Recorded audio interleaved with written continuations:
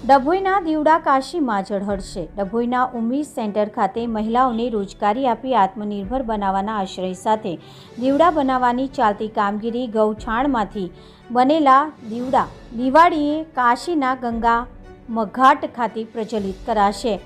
સનાતન ધર્મમાં દિવાળી એટલે દીપ ઉત્સવનો ભવ્ય તહેવારના દિવસે દીપ પ્રજ્વલિત કરવામાં આવે છે। ત્યારે દીપ ખાસ કરીને જ્યારે ગૌછાણમાંથી બનાવ્યા હોય ત્યારે તેનું મહત્વ વધી જતું હોય છે। ડભોઈમાં ઉમ્મીદ સેન્ટર સોનેશ્વર પાર્ક ખાતે વિવિધ NGO દ્વારા મહિલાઓ આત્મનિર્ભર બને તે હેતુ સાથે છેલ્લા 15 દિવસથી ગૌછાણમાંથી દીપ બનાવવાની કામગીરી મહિલાઓ દ્વારા હાથ ધરાઈ છે। સાથે આ દીવાને ડભોઈથી કાશી ખાતે ગંગાજીના ઘાટ ખાતે મોકલવામાં આવશે। દિવાળીના દિવસે દીપ ઉત્સવમાં તેનો ઉપયોગ થશે। દિવાળીના તહેવારો નજીકના સમયે આવી રહ્યા છે। સનાતન ધર્મમાં દિવાળી એટલે ભગવાન શ્રી રામ અસત્ય પર વિજય મેળવી જ્યારે અયોધ્યા પરત આવ્યા ત્યારે સમગ્ર દેશમાં દીપ ઉત્સવની ઉજવણી કરવામાં આવી હતી। ત્યારથી દિવાળીના દિવસની સનાતન ધર્મમાં લોકો દીપ ઉત્સવ તરીકે ઉજવણી કરે છે।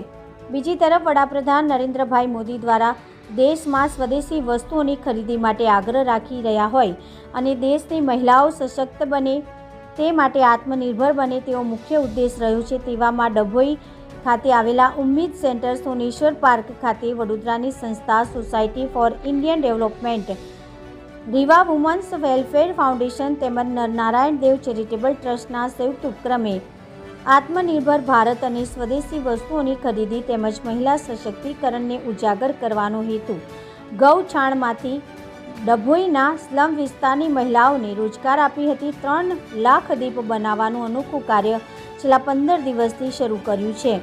આ દીપ બનાવી સંસ્થા દ્વારા કાશી ખાતે દિવાળીના દિવસે મોકલવામાં આવશે, જ્યાં ગંગા ઘાટ ખાતે ગૌછાણમાંથી બનેલા ડભોઈના ઉમ્મીદ સેન્ટર સોનેશ્વર પાર્ક ખાતે વિવિધ NGO દ્વારા ગૌછાણમાંથી દીપ પ્રજ્વલિત કરવામાં આવશે, જે દીપ બનાવવાની કામગીરી મહિલાઓ દ્વારા હાથ ધરવામાં આવી છે।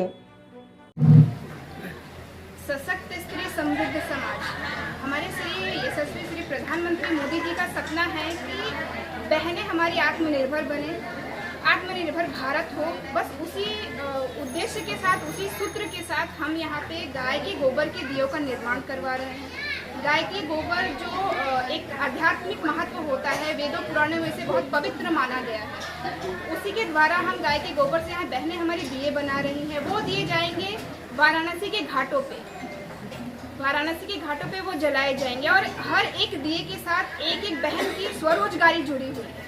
तो हमारा यही उद्देश्य है कि हम इस साल 3 लाख दिए बनाएं, जिससे हमारी बहनों को एक रोजगारी प्राप्त होगी, आध्यात्मिक महत्व तो होगा ही, साथ ही साथ जो नरेंद्र भाई मोदी का है सपना स्वदेशी अपनाओ, वो भी होगा इसमें और आत्मनिर्भर भारत भी बनेगा। અમે society for Indian development, Reva women's welfare foundation, Narnarayan Dev charitable trust દ્વારા ગાયના છાણમાંથી દીવા બનાવી અને એ દીવા કાશી ગંગાજીના ઘાટ પર પ્રગટાવવાના છે। એ દીવા બહેનો દ્વારા તૈયાર કરી અને એ લોકોને એક કામ આપી એમને રોજગારી આપવામાં આવે છે। ત્યાર પછી આ દીવા દેવ દિવાળીના દિવસે કાશીમાં પ્રગટાવવાના છે, જેનું એક બહુ મોટું મહત્ત્વ છે કે તે દિવસે કાશીમાં દેવો ત્યાં સ્નાન કરવા માટે આવે છે અને ત્યાં માતા પિતા અને પ્રિયજનોના નામના દીવા પ્રગટાવી અને એક પુણ્ય અને મોક્ષની પ્રાપ્તિ થાય છે।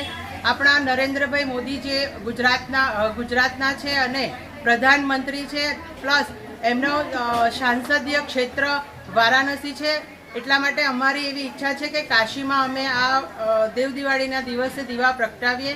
આપણા નરેન્દ્રભાઈ મોદી સાહેબનું એક સપનું છે કે બહેનોને પગભર કરવી, એમને સશક્ત કરવી અને હર ઘર સ્વદેશી, ઘર ઘર સ્વદેશી, જેથી લઈ અમે આ એક ઇકો ફ્રેન્ડલી છે જે દીવા પૂરેપૂરા સળગી જશે, જેથી એક બહેનોને કામ પણ મળશે અને નરેન્દ્રભાઈ મોદીનું જે સપનું છે એમાં અમે થોડા સહભાગી થઈશું।